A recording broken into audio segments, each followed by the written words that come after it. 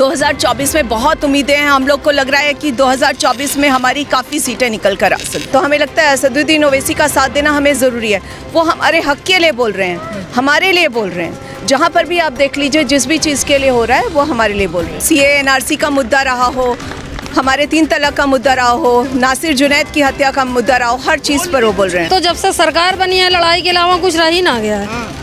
इस सरकार को हटा के नई सरकार बननी चाहिए। बीजेपी का फायदा पहुंचाने वाले लोग तो कहेंगे ही, क्योंकि उन्हें ऐसा लगता है कि ऐसा कुछ हो रहा है, लेकिन ऐसा हो नहीं रहा है। हम लोग किसी की भी बी टीम नहीं है। हम बी टीम होते तो हम लोग जाकर उनके पाले में बैठते, लेकिन ऐसा तो कहीं नहीं है। 2024 में क्या लग रहा है, क्या उम्मीदें हैं उत्तर प्रदेश से खासकर? 2024 में बहुत उम्मीदें हैं। हम लोग को लग रहा है कि 2024 में हमारी काफ़ी सीटें निकल कर आ सकती हैं। आप लोग महिला हैं, असदुद्दीन ओवैसी साहब के जो पार्टी को आप लोग इतना मजबूती दिखा रहे हैं, क्या कुछ कहेंगे आप? जी, मजबूती दिखाना ज़रूरी भी है, क्योंकि हमारी कौम के लिए बहुत ज़्यादा ज़रूरी हो गया है। आज सिर्फ हमारी कौम के लिए नहीं, सब लोगों के लिए ज़रूरी हो गया है, क्योंकि जो मोदी जी जितना कर रहे हैं वो सबको दिखाई दे रहा है। कितनी महंगाई बढ़ रही है, कितना हमारे बच्चों के लिए पढ़ाई के लिए नहीं हो पा रहा है, कितना रोज़गार में कमी आ गई है, तो सभी को दिखाई दे रहा है। तो हमें लगता है असदुद्दीन ओवैसी का साथ देना हमें ज़रूरी है। वो हमारे हक़ के लिए बोल रहे हैं, हमारे लिए बोल रहे हैं। जहाँ पर भी आप देख लीजिए, जिस भी चीज़ के लिए हो रहा है वो हमारे लिए बोल रहे हैं। असदुद्दीन ओवैसी भाई हमारे ऐसे हैं जो हम सब के लिए बोल रहे हैं।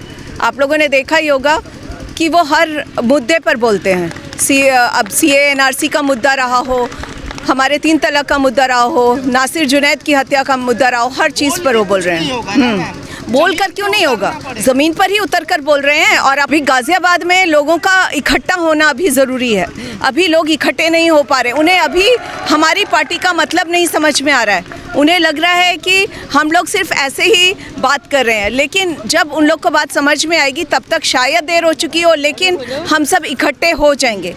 और मुझे लगता है जब हम इकट्ठे होंगे तो असदुद्दीन ओवैसी साहब हमारे ज़मीनी स्तर पर भी नजर आएंगे। अब लोग तो कह रहे हैं कि असदुद्दीन ओवैसी भी तो लोगों को तोड़ रहे हैं, हिंदू मुसलमान में बांट रहे हैं। कहीं नहीं बांट रहे।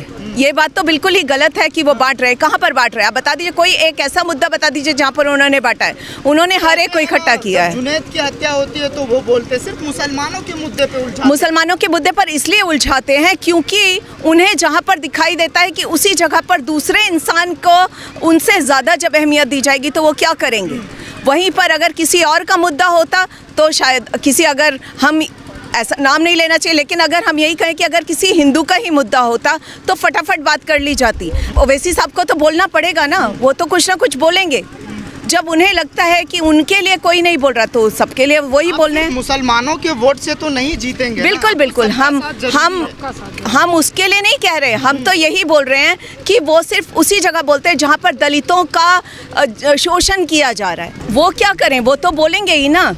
अब अगर किसी जगह पर हमें लग रहा है कि किसी जगह किसी एक विशेष समुदाय के लिए कोई बोल रहा है और किसी के लिए नहीं बोल रहा है, तो किसी को तो बोलना पड़ेगा। ओवैसी साहब उसी के लिए बोलते हैं और लोगों को लगता है कि वो सिर्फ एक विशेष समुदाय के लिए बोलते हैं। ऐसा कुछ नहीं है। अब तो MIM में ही अंदर खाने में लड़ाई हो रही है। विरोधियां जो है आपके सामने खड़े हैं। बिल्कुल, ये विरोधी वही हैं जो कि जिनको कि इस बार कुछ मिला नहीं। ये वही विरोधी हैं जिन्हें कि इस बार उनके खाने के लिए कुछ मिला नहीं, तो उन्हें लग रहा है वो कैसे इन लोगों को हटाएं और वो लोग अपना काम चलाएं। पिछले बार जितने भी लोग थे जो कि पैसा खाने वाले थे, इस बार उन लोगों को कुछ मिला ही नहीं। हमारे तो आरोप है MIM ने पैसा लेके टिकट, किसी को भी पैसा लेकर टिकट नहीं दिया गया। इस बार सब लोगों को बिना पैसे के टिकट दिया गया है। जो अगर थोड़ा बहुत तो पार्टी के फंड के लिए जाता ही है, उसको अगर वो लोग पैसा मांगना कहते हैं तो ये गलत है। तो पार्टी फंड के लिए तो पैसा जाएगा ही। अब जो थोड़ा बहुत जिन्होंने दे दिया उन लोगों को अगर टिकट मिल गई है और बाकी लोग जिनको नहीं हुआ है, अब देखिए 10 कैंडिडेट खड़े होते हैं। बीजेपी से भी कितने कैंडिडेट्स खड़े थे इस बार, सिर्फ एक सीट पर कितने सारे कैंडिडेट थे। उनमें से सिर्फ एक ही कैंडिडेट को तो मिलेगा ना टिकट, सबको तो नहीं मिल जाएगा। लेकिन बाकी लोग अगर विरोध में खड़े हो जाते तो मुझे नहीं लगता कि बीजेपी की यहाँ से मेयर सीट निकल पाती। क्या कहेंगे उन लोगों को जो लोग कह रहे हैं कि MIM ने टिकट देके पैसा देके टिकट दिया? जी, ये बहुत गलत है, बहुत गलत बात ये लोग कह रहे हैं कि उन्हें टिकट पैसा लेकर मिला है।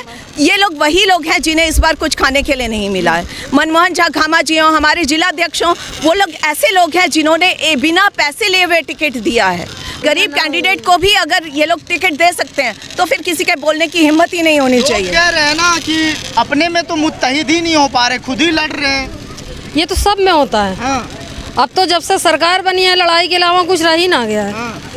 इस सरकार को हटा के नई सरकार बननी चाहिए। सरकार तो चलिए ठीक है बना लेंगे, लेकिन आप अपनी पार्टी को कैसे मजबूत करेंगे? अपनी पार्टी को हर मुसलमान और या हिंदू सारे एक होके इकट्ठा होके बनेंगे। जब एकता बनेगी जभी तो होएगा। हम लोगों को इकट्ठा होना पड़ेगा इसके लिए, हम लोग को एक एक करके एक एक को समझाना पड़ेगा।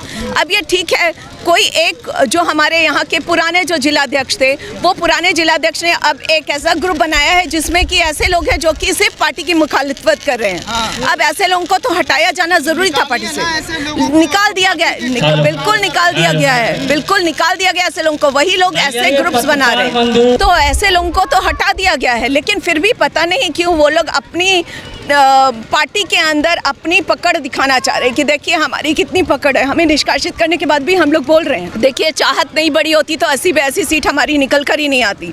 मेरठ के लोगों ने दम दिखाया तो आज हम लोग इतने आ गए हैं।